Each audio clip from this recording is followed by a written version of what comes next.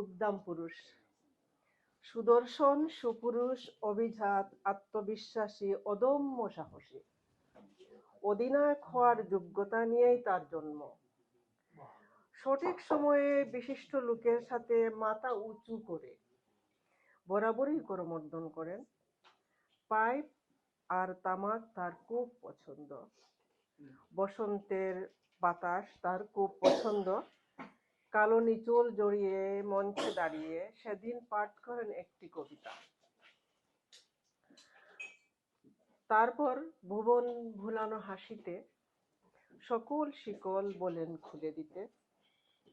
জয়ধ্বনিতে মুখরিত স্পর্ধিত জনপদ।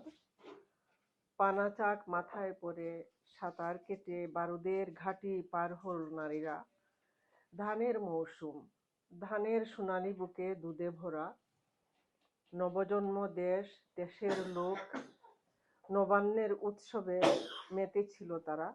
হঠাৎ একদিন বুলেটে নিভে যায় এই সাহসী মহাপ্রাণ।